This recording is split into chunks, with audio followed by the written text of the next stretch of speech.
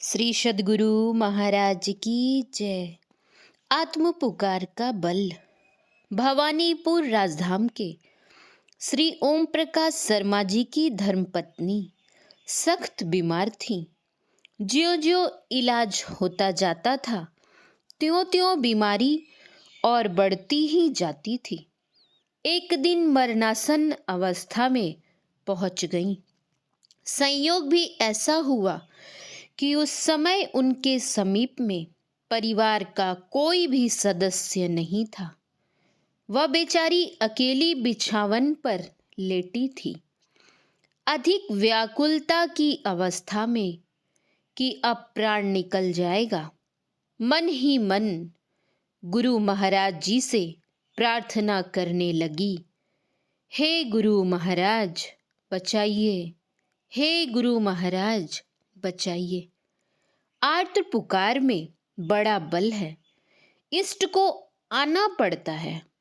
उस माई की जब आर्त पुकार होने लगी तो इतने में होता क्या है कि सिरहाने के पास पूज्य गुरुदेव की टंगी तस्वीर जोर जोर से हिलने लगी। जैसे आंधी चलने से कोई वस्तु हिलने लगती है, फोटो के हिलने से खरखर की आवाज होने लगी।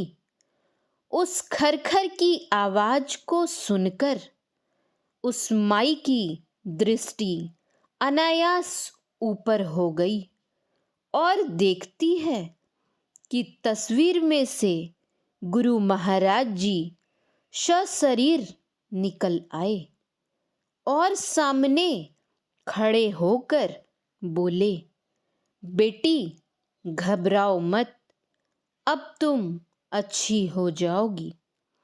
उस माई ने बिछावन पर से ही केवल गला झुकाकर प्रणाम किया। फिर इनके मन में हुआ कि परिवार के लोग आकर प्रणाम कर ले। इसी ख्याल से जैसे ही उस माई ने अपने एक बच्चे का नाम लेकर पुकारा कि आओ गुरु महाराज जी आ गए हैं, वैसे ही गुरुदेव फिर तस्वीर में समा गए। इसके बाद वह माई जो शरीर छोड़ने की अवस्था में पहुंच चुकी थी, वह धीरे धीरे पूर्ण स्वस्थ हो गई।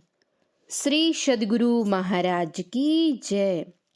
आप सभी सत्संगी भाई बहनों से नम्र निवेदन है, इस चैनल को सब्सक्राइब करें और संत मत सत्संग के प्रचार प्रसार का हिस्सा बने। श्री सद्गुरु महाराज की जय। यह पुस्तक अपने गुरु की याद में लेखक गुरु सेवी स्वामी भगीरथ दास जी महाराज से पढ़ा गया है। श्री सद्गुरु महाराज की जय।